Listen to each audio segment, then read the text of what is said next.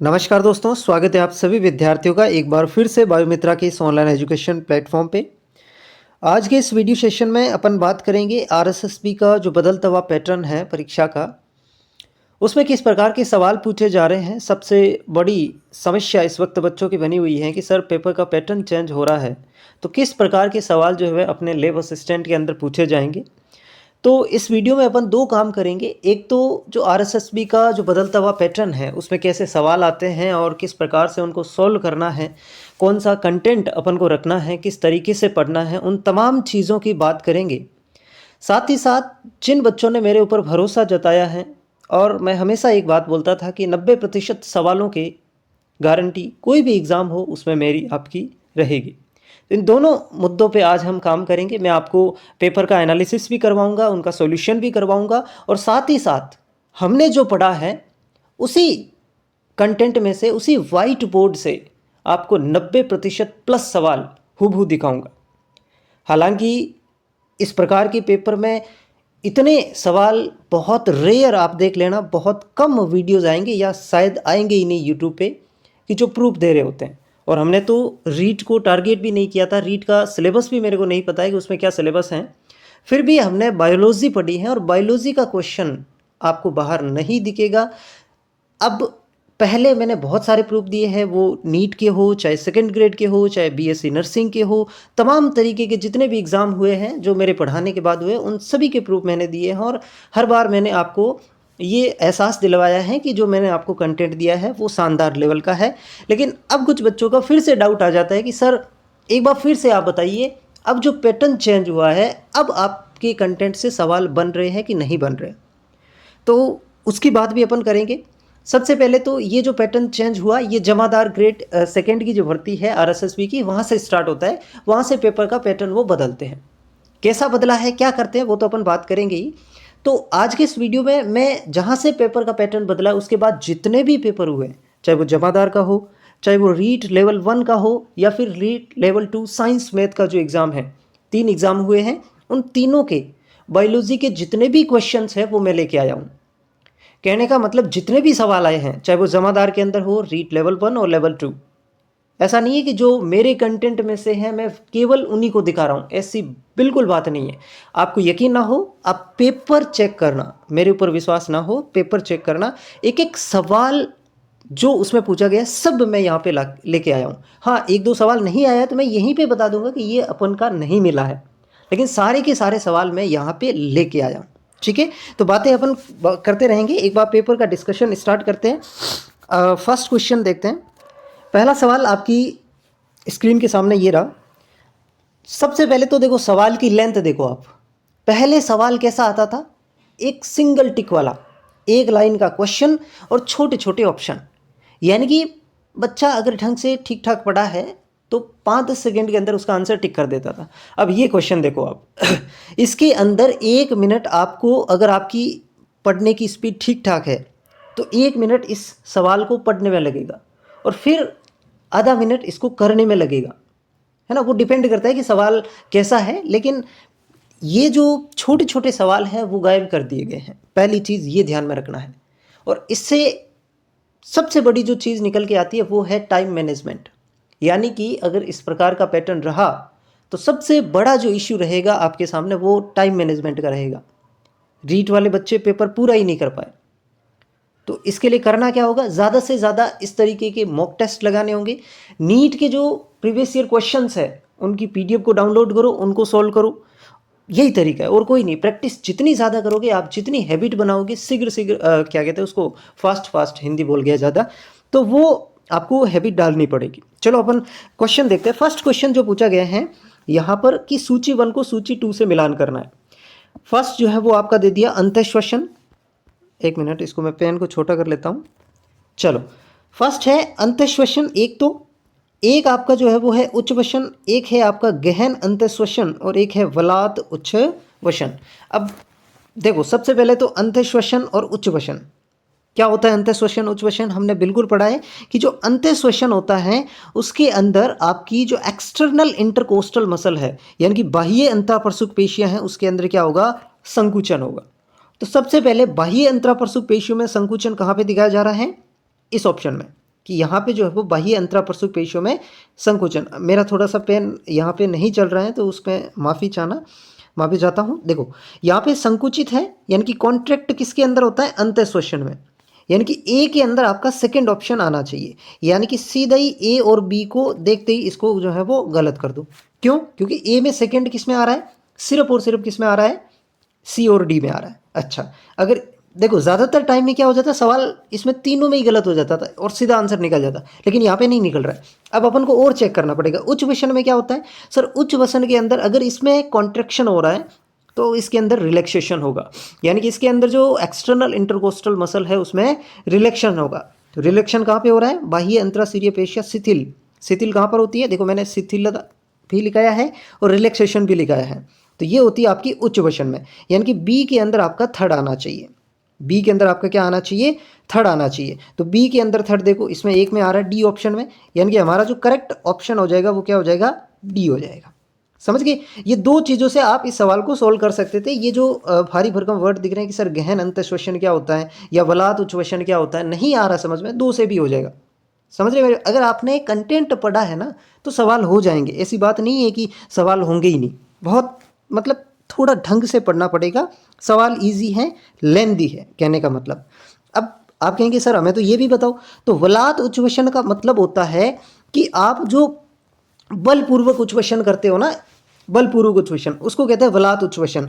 और बलपूर्वक उच्छ्वसन में कौन सी पेशियाँ भाग लेती है, इंटरनल इंटरकोस्टल मसल, यानी कि आंतरिक जो अंतराप्रसूक पेशियाँ हैं वो किस में भाग लेगी, इसमें लेगी। यानी कि डी के अंदर आपका कौन सा आ जाएगा, 4 आ जाएगा। मिल रहा है डी के अंदर 4, यस। और सी के अंदर आपका कौन सा हो जाएगा, फर्स्ट हो जाएगा। सी के अंदर फर्स्ट हो जाएगा। इसको देखना भी नहीं है, वैसे भी काम का भी नहीं है, ठीक है ना। तो ये इस प्रकार से अपन सवाल कर सकते हैं और ये अपने कंटेंट में से हूबहू सवाल है। ज़्यादा दिमाग लगाने की आवश्यकता नहीं है, हाँ थोड़ा सा दिमाग लगाने की आवश्यकता है, ठीक है। चलो नेक्स्ट क्वेश्चन।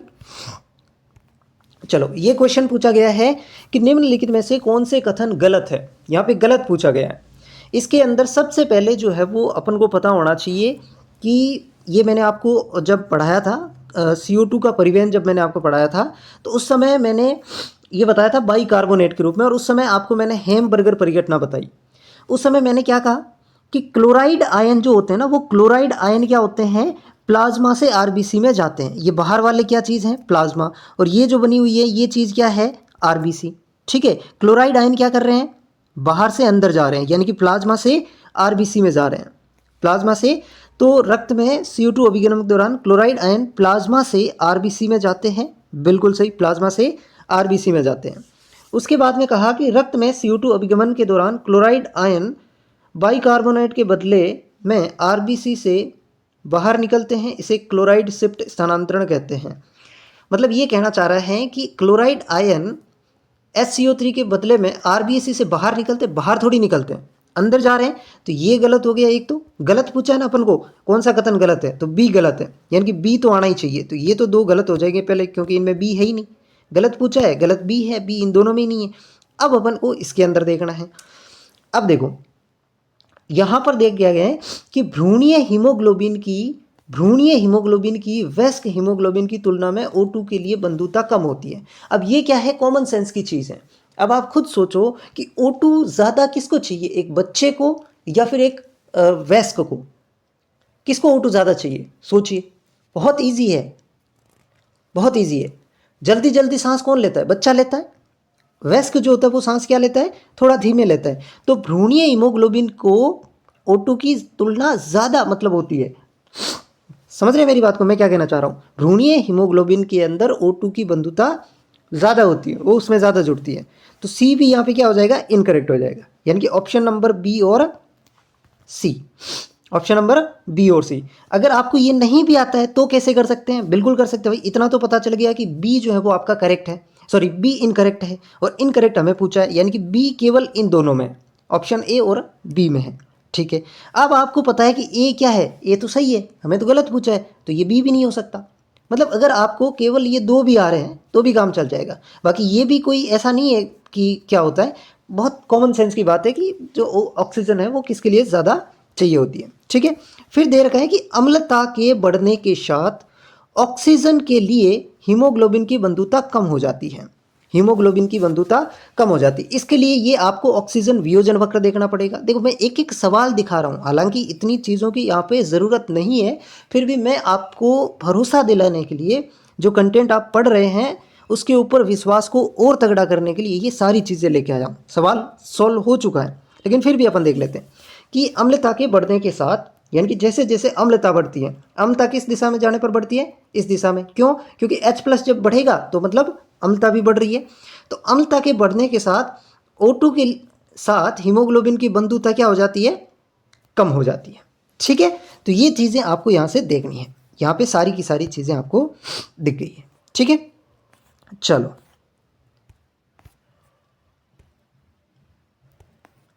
ये समझ में आया कि नहीं आया आपको? ये बिल्कुल सही है। अम्लता बढ़ने के साथ O2 के हीमोग्लोबिन बंधुता कम हो जाती है। इधर जाने पर अम्लता बढ़ रही है, अम्लता बढ़ रही है भाई, इधर अम्लता बढ़ रही है राइट शिफ्ट में, तो यहाँ पर O2 हीमोग्लोबिन से वियोजन को दर्शाता है। यही बात ये कह रहा है कि हीमोग्लोबिन की बंधुता कम हो जाती है, वियोजन मतलब बंधुता कम हो जाती है, उससे जुड़ नहीं पाता है। ठीक है, चलो नेक्स्ट क्वेश्चन। ये तो बहुत ही सिंपल सा है। डिजीज़ के बहुत भर भर के क्वेश्चन आए हैं और डिजीज़ का कोई भी सवाल अपने बाहर नहीं है।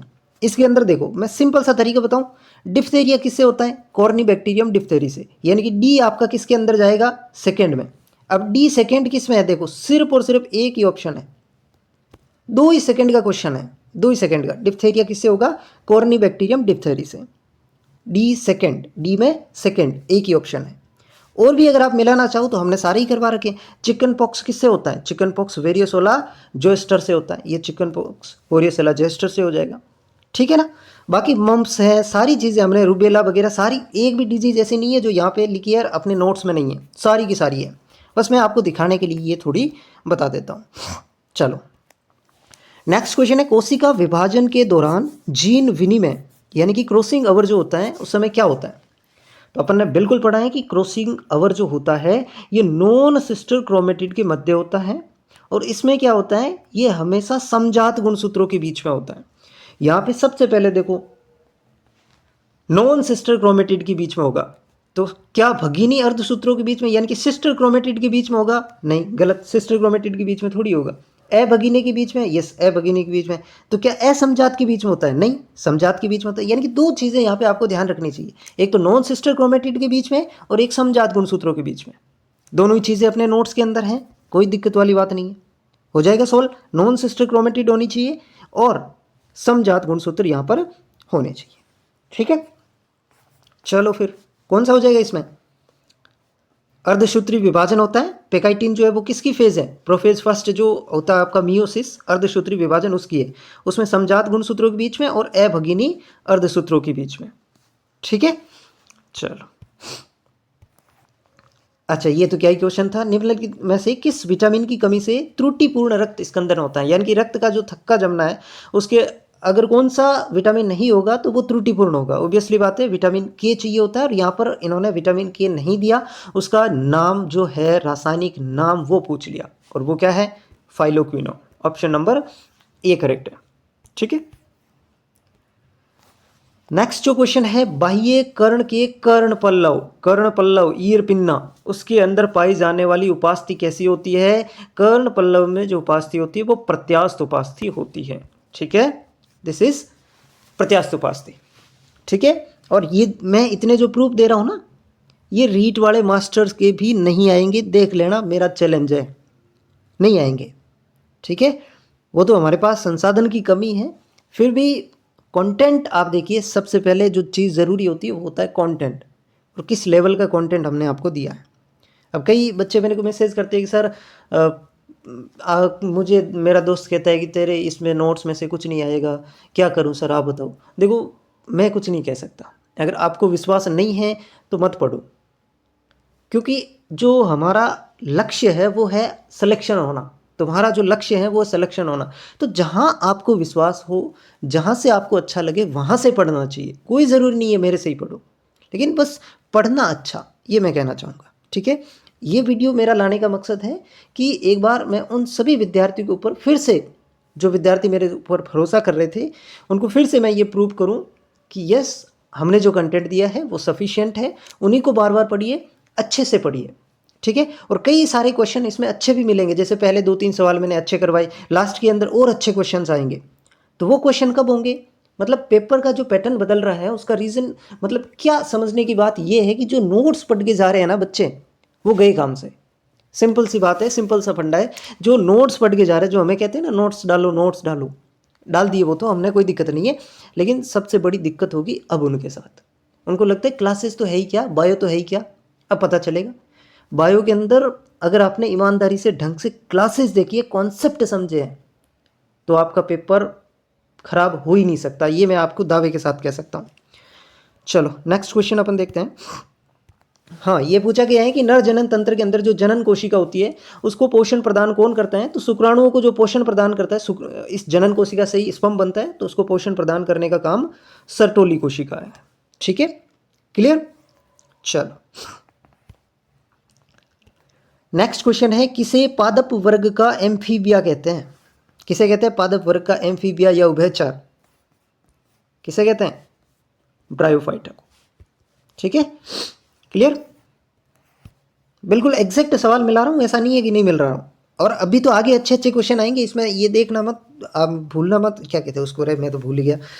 चलो जो भी है, थोड़ी सी तबीयत खराब है तो उसको, कुछ इधर उधर के वर्ड निकल जा रहे हैं, उसको इग्नोर करना, और जो मैं बातें बता रहा हूँ उनके ऊपर थोड़ा ज़्यादा ध्यान देना।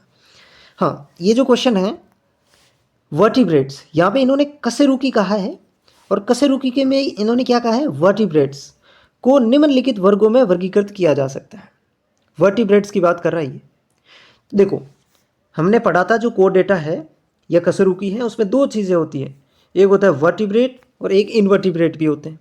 ठीक है, अब वर्टिब्रेट्स जो होते हैं ना, इसके अंदर कौन कौन आते हैं देख लीजिए आप। वर्टिब्रेट के अंदर जैसे कि यहाँ पे ऑप्शन दे रखा है साइक्लोस्टोमेटा, साइक्लोस्टोमेटा इसके अंदर आता है, यस, यानी कि ए तो आना ही चाहिए, ए तो आना ही चाहिए। तो ए तो इसमें आ रहा है और इसमें आ रहा है, दो में ही आ रहा है भाई, इसमें और इसमें, यानी कि ये दो ऑप्शन पहले से कट हो गए।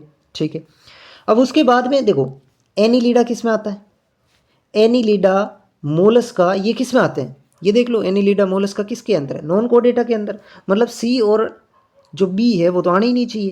तो यहाँ पे कैसे आ रहा है, सी और बी तो आना ही नहीं चाहिए, यानी कि ऑप्शन नंबर डी हो जाएगा।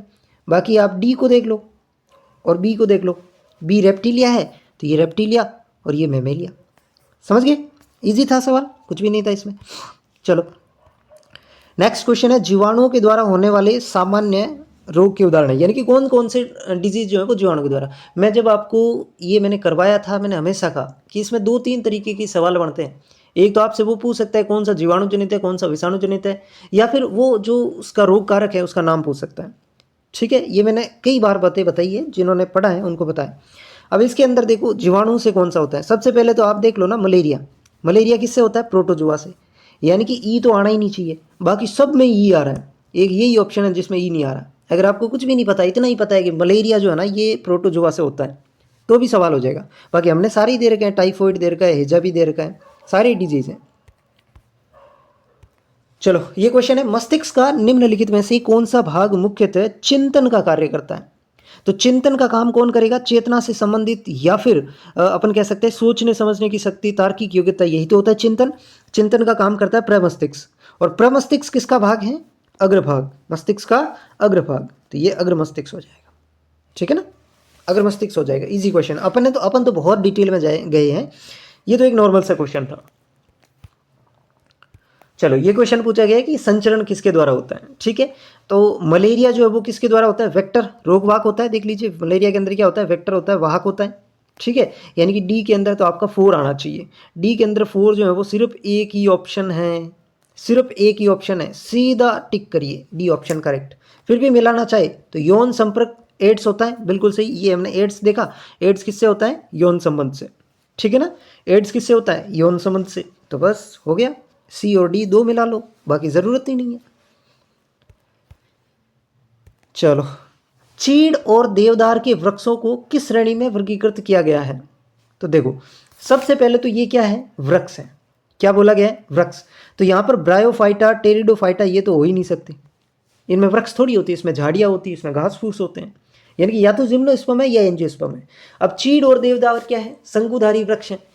चीड़ को इंग्लिश में कहते हैं पाइन्स, और हमने पढ़ रखा है पाइन्स किस में आते हैं, पाइन्स किस में आते हैं, जिम्नोस्पर्म में, यानी कि ऑप्शन ए करेक्ट हो जाएगा। ठीक है, बट इसके अंदर जो है ना, ये चीड को इंग्लिश में पाइनस लिखा था, डरो मत आप, साइड में जो इंग्लिश में क्वेश्चन था उसमें पाइन्स लिखा था। ठीक है ना। चलो, अभी तक एक भी ऐसा क्वेश्चन नहीं है जो हमारे नोट से बाहर है, और मैं ऐसे टाइम पास भी नहीं कर रहा, हूबहू दे रहा हूँ, समझ गए। मतलब मैं 90% तो कम बोला है, 95% से ज़्यादा, एक आध कोई सवाल होगा, बहुत रेयर केस में, आप देखते रहो। हाँ, ये क्वेश्चन था, और एक भाई ने बोला था कि इसको थोड़ा सा समझाना सर, इसमें समझ में नहीं आया, इसमें सारे ही दे रखे हैं। ये सवाल ये था कि जितने भी रीढ़धारी प्राणी हैं उसकी वयस्क अवस्था सहित जीवन पर्यंत कौन सी ऐसी कोडेटा विशेषता पाई जाती है। अब यहाँ पे जो ये विशेषता दे रखी है ना कोडेटा की, ये तो सारी होती है कोडेटा में, भाई नोटोकोड भी होती है, भाई इसके अंदर जो है वो गुदापश्च पूंछ भी होती है, इसके अंदर जो है वो ग्रसनी भी होती है, ग्रसनी कुलोम दुरारे, और इसके अंदर ये आपका खोखला पृष्ठीय तंत्रिका रज्जु भी होता है। अब यहाँ पे ये पूछा गया है कि कोडेटा की ऐसी कौन सी विशेषता होती है जो जीवन पर्यंत होती है, जीवन पर्यंत। तो एक मुझे वो स्क्रीनशॉट मिला नहीं, मतलब क्या कहते हैं उसको, क्लास के अंदर मैंने 2-3 बार ये चीज़ें लिखवाई है, मुझे नहीं मिला, जो बच्चे पढ़ रहे हैं उनको पता ही होगा। मैंने कई बार कहा है कि जो हाइयर कोडेट्स होते हैं, जो उच्चतर कशेरुकी होते हैं, उसमें ग्रसनीय क्लोम दरारें किस में कन्वर्ट हो जाती है, लंग्स में, फेफड़ों में, और जो उसके अंदर नोटोकोड होती है वो किस में कन्वर्ट हो जाती है, वर्टिब्रल कोलम में। ठीक है। तीसरी चीज, गुदापश्च पूंछ, क्या अपने अंदर पूंछ है, क्या गुदा के पीछे पूंछ होती है, क्या अपने अंदर है, जैसे गाय में होती है, बकरी में होती है, भैंस में होती है, क्या अपने अंदर है। तो फिर कैसे हो गया ये सब कोडेटा में, है ना। तो ये तो सब कोडेटा में हो ही नहीं सकता, गुदापश्च पूंछ तो। फिर क्या ग्रसनीय क्लोम दरारें अपने अंदर क्लोम है क्या, सांस किससे लेते हैं, फेफड़ों से, तो अपने अंदर क्या हो गया, लंग्स आ गए। वैसे ही नोटोकोड की जगह अपने के अंदर वर्टिब्रल कोलम है, स्पाइनल कोड की जगह। तो एक ही चीज़ है, अधिपृष्ठ विवर तंत्रिका रज्जु। ये अच्छा सवाल था, थोड़ा सा सोचने समझने था, मतलब हमारे कंटेंट में से बाहर नहीं है। मैं फिर से कह रहा हूँ, ये इसकी विशेषता भी हमने बताई है, और वो स्क्रीनशॉट मुझे नहीं मिला, जो बच्चे, जिन बच्चों ने मेरी क्लासेस देखी है वो बता देना, ताकि अगर कोई दूसरा देख रहा है तो उसको विश्वास हो जाए। वो मुझे स्क्रीनशॉट नहीं मिला क्योंकि टाइम नहीं मिलता है, इसके अंदर भी मुझे 1.5 से 2 घंटे लगे ये स्क्रीनशॉट निकालने में। ठीक है ना, इतना टाइम है नहीं कि मैं स्क्रीनशॉट निकालूं, फिर इसको जमाऊं, इसके अंदर अरेंज करूं, फिर इसका वीडियो बनाऊं, मेरे 3-4 घंटे खराब होते हैं, और इसके बाद मैं प्रूफ भी नहीं दूंगा। अभी तो मैं इसलिए आया कि मतलब थोड़ा सा पेपर पैटर्न चेंज हुआ है, तो एक बार मैं फिर से दे देता हूँ, बाकी हमने सारे ही एग्जाम्स के प्रूफ दिए हैं। ठीक है, आई होप आप समझ पा रहे होंगे।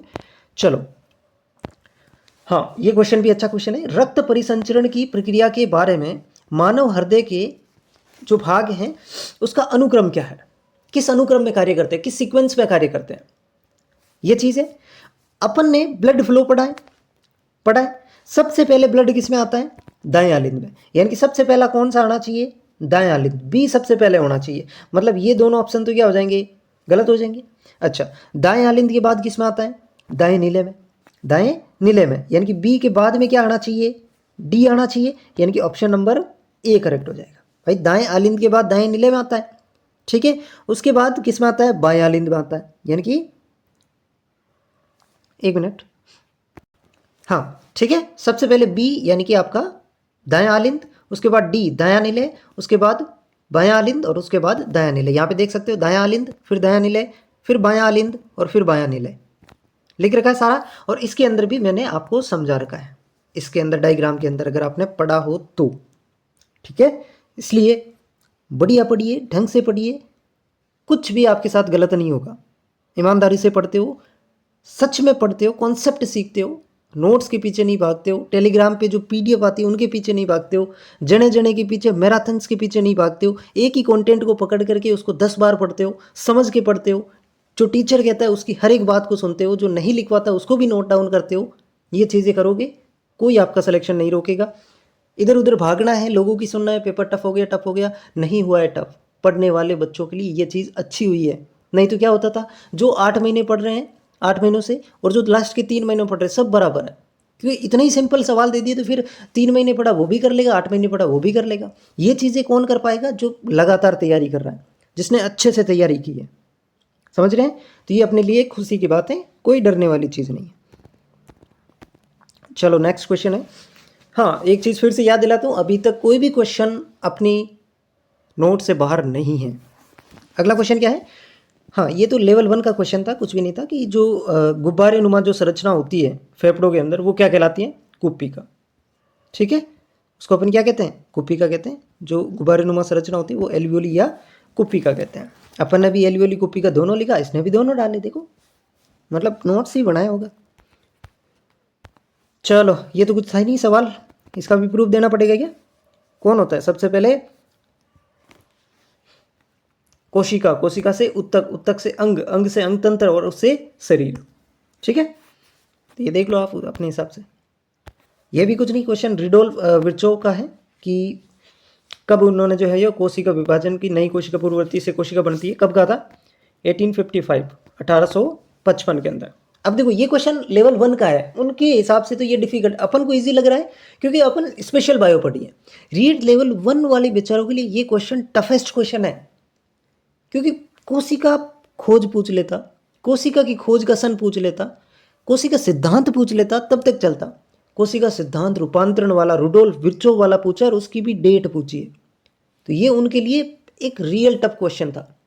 ठीक है ना। और जैसे ये जो क्या कहते हैं इसको, साइंस मैथ का भी है, तो उसमें तो जनरल साइंस आती है, उसमें इस प्रकार के लेवल छुआ है उसने, तो सोचिए लैब असिस्टेंट में किस लेवल को छुएगा। समझ गए मेरी बात को भाई? जो साइंस मैथ का पेपर होता है उसमें क्या आता है? जनरल साइंस का सिलेबस है। अपने तो स्पेशली 11th 12th वाली जो बायोलॉजी, केमिस्ट्री, फिजिक्स वो मेंशन कर रखी है ना। तो पेपर तो अच्छा बनेगा, इसमें कोई दो राय नहीं है। चलो ये क्वेश्चन देखो, निम्नलिखित में से कौन से कथन सही है? यहाँ पे करेक्ट पूछा है। सबसे पहला है कि सभी अनिवार्य अमीनो अम्ल का संश्लेषण शरीर में पर्याप्त मात्रा में होता है। मैंने अमीनो अम्ल पढ़ाया था, उस समय मैंने कहा था 10 होते हैं आवश्यक या अनिवार्य और 10 होते हैं अनावश्यक, और उसी समय मैंने बताया था, ये टॉपिक जब मैंने स्टार्ट किया उसी समय आप टॉपिक खोल के, क्योंकि ये चीज़ मैंने लिखा ही नहीं है इसलिए बोल रहा हूँ, आपको विश्वास ना हो तो इस टॉपिक को यहाँ से खोलना और देखना। मैंने इन दोनों का एक्सप्लेन भी किया है कि आवश्यक क्या होता है और अनावश्यक क्या होता है। आवश्यक वो होते हैं जो हमारे शरीर में नहीं बनते, जिनको बाहर से लेने की आवश्यकता होती है, और अनावश्यक जो हमारे शरीर में ही बन जाते हैं। तो ये तो बात गलत होगी ना, ये सही थोड़ी है, गलत होगी कि अनिवार्य को जो है वो शरीर में ही बन जाते हैं। नहीं, अनिवार्य को बाहर से लेना पड़ेगा। तो सही पूछा गया है, ए तो सही नहीं है, मतलब ए तो ऑप्शन में आना ही नहीं चाहिए, ए तो ऑप्शन में दिखना ही नहीं चाहिए। ये तो गलत हो गया, ये तो गलत हो गया। क्यों हो गया? क्या अनिवार्य अमीनो अम्ल का संश्लेषण शरीर में होता है? नहीं, बाहर से लेना पड़ेगा। और सही पूछा है, ए सही है नहीं। ठीक है, अब दूसरी देखो, ये जो चीज़ है ना कि नॉन कार्बोहाइड्रेट से कार्बोहाइड्रेट बनना, गैर कार्बोहाइड्रेट कह दो, नॉन कार्बोहाइड्रेट कह दो, उससे कार्बोहाइड्रेट यानी कि ग्लूकोज बनने की जो प्रक्रिया है उसको ग्लूकोनियोजेनेसिस कहते हैं। इसका भी मुझे स्क्रीनशॉट नहीं मिला, करवाया है मैंने, 100% करवाया, एक नहीं 2 बार करवाया, मुझे याद है, लेकिन स्क्रीनशॉट नहीं मिला। जो बच्चे पढ़े हैं वो कमेंट करना कि ये मैंने बताया कि नहीं बताया, पक्का बताया। ठीक है, तो ये बिल्कुल करेक्ट है, यानी कि सी तो करेक्ट है, सी तो आना ही चाहिए। अब दिक्कत ये है कि सी भाई साहब तीनों में ही है। दिक्कत क्या है? सी तीनों में ही है। अब ये जो बी है ना, वसा उत्तक, ये अपने सिलेबस में नहीं है। क्यों नहीं है? इसलिए नहीं है क्योंकि ये जो है ना, ये एनिमल टिश्यू का पार्ट है, जंतु उत्तक, और वो अपने सिलेबस में मेंशन नहीं है। उसका क्या पूछा गया कि वश्य उत्तक, एडिपोज टिश्यू के बारे में पूछा गया है। तो एडिपोज टिश्यू मैंने आपको पढ़ा ही नहीं, क्योंकि हमारा सिलेबस में नहीं है। तो ये चीज़ अपने को नहीं मिलेगी। क्यों नहीं मिलेगी? उसका रीज़न मैंने बता दिया, क्योंकि ये टॉपिक ही मैंने नहीं कराया, तो कहाँ से मिलेगा? तो इसके अंदर 50% आपको मिल गया है, बाकी चीज़ जो नहीं मिली उसका रीज़न मैंने आपको दे दिया है। ठीक है, चलो अब देखो, ये क्वेश्चन किसी दुनिया के किसी नोट्स में नहीं मिलेगा, दुनिया के किसी एक्सपर्ट के नोट्स में नहीं मिलेगा, दुनिया की किसी कोचिंग में नहीं मिलेगा। ये क्वेश्चन है कॉमन सेंस का, ये क्वेश्चन है समझ आधारित। वो कहता है कि आनुवांशिक समरूपता के वृद्धिमान से ह्रासमान क्रम में व्यवस्थित करें। यानी कि कहने का मतलब सिंपल सा है कि किसके अंदर सबसे ज़्यादा आनुवंशिक समरूपता होगी और किसके अंदर सबसे कम आनुवंशिक समरूपता होगी, उस क्रम के अंदर जमाओ। बहुत इजी क्वेश्चन है। समरूप जुड़वा, यानी कि एक है समरूप जुड़वा, तो सबसे ज़्यादा किस में होगी? जो ट्विन्स होंगे उसके अंदर होगी, है ना। समरूप जुड़वा है उसके अंदर सबसे ज़्यादा होगी, यानी कि बी जो है वो सबसे पहले आना चाहिए। ठीक है, बी सबसे पहले आना चाहिए। उसके बाद देखो, एक है सहोदर यानी कि भाई, और एक है कज्जन, ये सिबलिंग्स है, ये कजन है।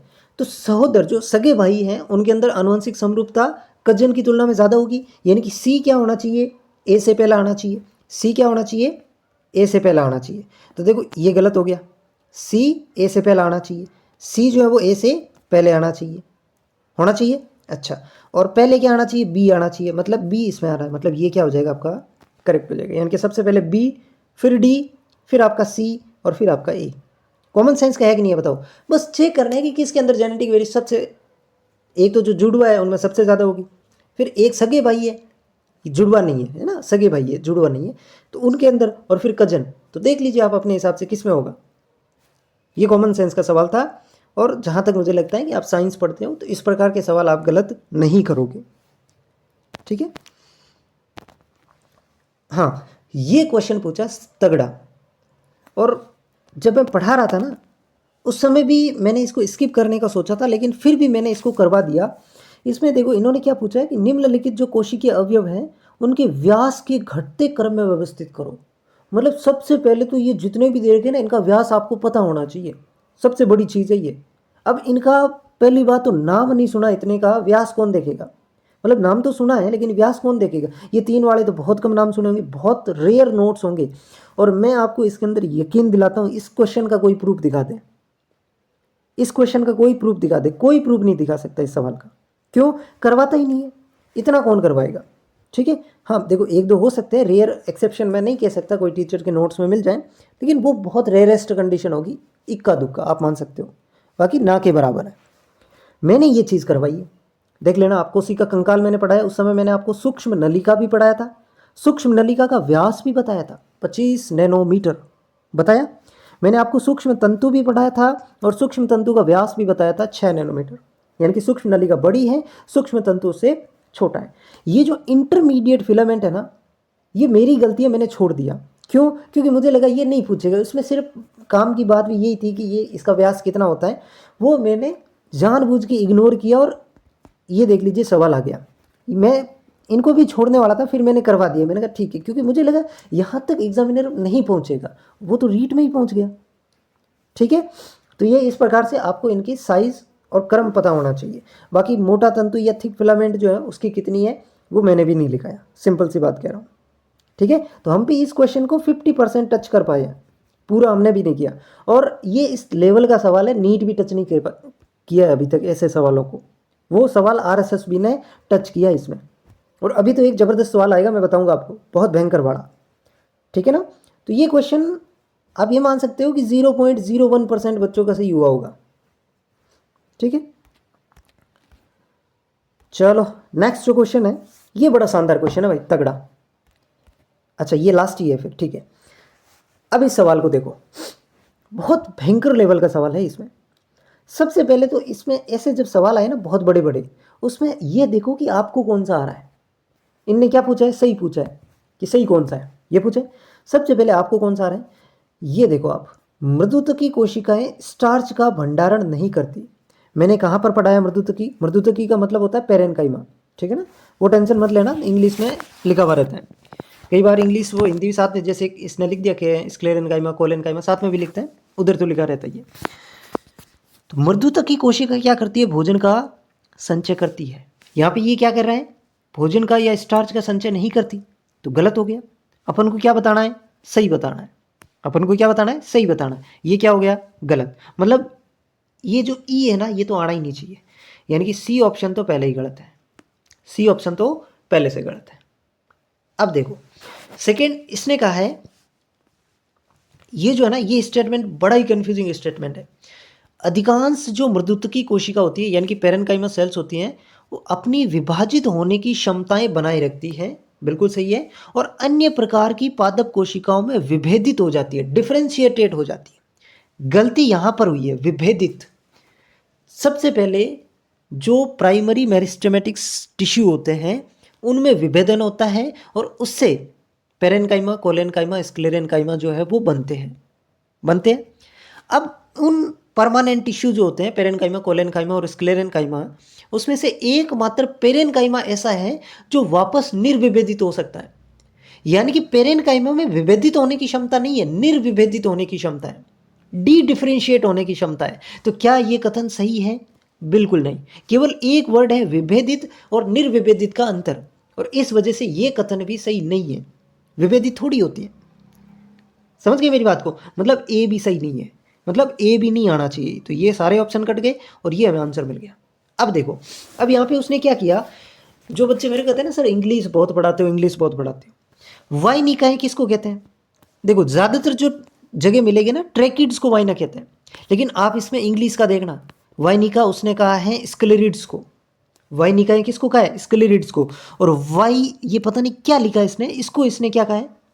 वाई ये ट्रैकिड्स का है। समझ रहे मैं क्या कहना चाह रहा हूँ? ये जो लिखा है ना इसको इसने ट्रैकिड्स बोला है और वाइनिकाओं को स्क्लेरिड्स बोला है। इंग्लिश वाला सवाल देखना, और इंग्लिश वाला क्वेश्चन ही मान्य होता है, हिंदी से कोई मतलब नहीं है। तो जो हिंदी हिंदी कर रहे थे वहाँ पे ये गड़बड़ हो जाएगा। कैसे गड़बड़ हो जाएगा? इन्होंने कहा वाइनिका है, यानी कि ट्रैकिड्स एक प्रकार की दृढ़त्व की कोशिका है और पादपों में जल का चालन करती है। बिल्कुल सही है, ट्रैकिड्स नहीं है यहाँ पे, वाइनिका मैंने क्या कहा? स्क्लेरिड्स है, जैसा कि इंग्लिश के ऑप्शन में था। और स्क्लेरिड्स क्या है, किसका पार्ट है? स्क्लेरेनकाइमा का। और ये एक प्रकार का गर्त होता है। गर्त का काम क्या होता है? पदार्थों का आदान प्रदान करना। तो ये क्या करेगा? जल का चालन करेगी। सिंपल सी बात है। इसलिए अपने क्या करेक्ट हो जाएंगे? डी और सी यहाँ पर करेक्ट हो जाएंगे। ठीक है। अब ये कैसे करेक्ट नहीं है? ये इसलिए नहीं है कि कोलेनकाइमा जो होती है, यहाँ पे कहा गया है कि कोलेनकाइमा कोशिकाएं स्क्लेरेनकाइमा से ज़्यादा दृढ़ होती है। ऐसा नहीं है, स्क्लेरेनकाइमा की ज़्यादा दृढ़ होती है। क्यों? समझो।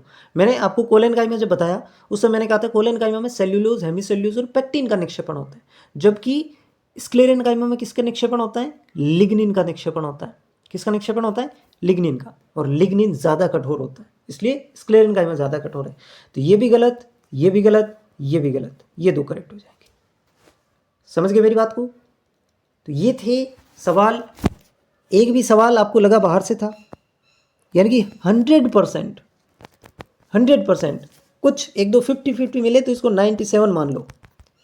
ये पेपर मिलाया मैंने, और ऐसा नहीं है कि जो मेरे अंदर थे, नहीं, सारा ही पेपर है, सारा ही। जितने भी सवाल पूछे हैं ना जमादार में 7-8 वो भी लिए, रीट लेवल 2 के अंदर 11 सवाल पूछे वो भी लिए, और लेवल 1 में 3 पूछे वो भी लिए, सारे ही सवाल लिए। ठीक है। तो अब तो मुझे नहीं लगता कोई आपको डाउट होगा, फिर भी है तो कमेंट सेक्शन बता देना। और अगर आपको मेरा कंटेंट पसंद आया, अच्छा लगा, तो एक सब्सक्राइब आप कर सकते हैं। अगर आपने पहले से कर रखा है तो आपका बहुत बहुत धन्यवाद। फिर भी किसी भी प्रकार की समस्या हो आप मुझे डायरेक्ट मैसेज कर सकते हैं इंस्टाग्राम पे या टेलीग्राम पे, मनी जानी बायोलॉजी नाम से। इंस्टाग्राम पे कर देना, टेलीग्राम आईडी मिलेगी नहीं। और बस पढ़ते रहिए, पेपर का लेवल बढ़ रहा है तो कट ऑफ नीचे चली जाएगी, उसमें डरने की आवश्यकता नहीं है। अगर आप ईमानदारी से पढ़ रहे हो, कॉन्सेप्ट बना के पढ़ रहे हो और चीज़ों को असलियत में पढ़ रहे हो, केवल दिखावा करने के लिए या नोट्स के पीछे नहीं भाग रहे हो, तो कोई दिक्कत वाली बात नहीं है। अच्छे लेवल का पेपर अभी ही बन रहा है और मेरा जहाँ तक मानना है ऐसा ही पेपर बनना चाहिए। ठीक है। बाकी सबकी अपनी अलग अलग सोच है। हाँ, ये कॉम्पिटिटिव एग्ज़ाम है, ये कोई बोर्ड एग्ज़ाम नहीं है, स्कूल एग्ज़ाम नहीं है कि आपको सारे के सारे सवाल एग्जैक्ट मिले। जैसे मैंने तो एग्जैक्ट आपको मिलवाया है, लेकिन एक दो सवाल कॉम्पिटिटिव एग्ज़ाम में इधर उधर हो जाते हैं, तो उसके प्रति टेंशन नहीं लेना। मैं शुरुआत से ही एक चीज़ कहता था, 90% सवाल मिलाऊंगा चाहे कैसा भी पेपर आ जाए। और अभी भी मैं इसी चीज़ के ऊपर अडिग हूँ कि 90% सवाल मेरी गारंटी। ठीक है। और सिलेक्शन अगर पेपर टफ आएगा 70% में ही हो जाएगा, 65 में ही हो जाएगा, और ज़्यादा टफ आएगा तो, और इजी आ जाएगा तो 80% में हो जाएगा। वो डिपेंड करता है पेपर पे। पेपर इजी रहेगा कट ऑफ ऊपर चली जाएगी, पेपर अच्छा रहेगा जो पढ़ने वाले बच्चे हैं जिनकी लंबी तैयारी है उनको फ़ायदा होगा। ठीक है ना। तो कुल मिला के करने वाली जो चीज़ें हैं, एक बार मैं कंक्लूजन दे दूं आपको, चीज़ों को समझना पड़ेगा। रटने वाले गए अब काम से, चीज़ों को ढंग से समझो। कोई भी एक टीचर पकड़ो, कोई भी XYZ, ज़रूरी नहीं है मेरा ही पढ़ना है, जहाँ से आपको समझ में आए, जो आपको परफेक्ट लगे वहाँ से पढ़ो। कॉन्सेप्ट बनाने के लिए पढ़ो, सीखने के लिए पढ़ो, और उसके बाद अच्छे अच्छे क्वेश्चन प्रैक्टिस करो और चीज़ों को बार बार उन्हीं चीज़ों को रिवाइज करो जिन्होंने आपने पढ़ लिया है, जिन्होंने उनको रिवाइज करो। बार बार कंटेंट चेंज ना करो। एक बार ये किताब पढ़ ली, फिर उसने कहा कि उसमें से नहीं आ रहा है, ये पढ़ ले, वो पढ़ ले, मेरा दोस्त ये कह रहा, मेरा भाई ये कह रहा, इसमें से नहीं आएगा। तो अगर विश्वास था ही नहीं तो पहले उसमें से पढ़ा क्यों? समझ रहे हो मेरी बात को? एक ही चीज़ जो आप पढ़ रहे हो पहले विश्वास करो, फिर पढ़ो, और फिर वो विश्वास कायम रखो अंत तक, और उन्हीं चीज़ों को 10 बार पढ़ो। तब आपके दिमाग भी चलने लगेगा, सवालों के माया जाल को भी आप समझेंगे, और अन्य लोगों से भी आप काफ़ी आगे चले जाएंगे। बस ये एक ही तरीका है, बाकी पेपर का लेवल शानदार रहेगा, कोई दिक्कत नहीं है। ठीक है, चलो आज के सेशन में इतना ही रखते हैं।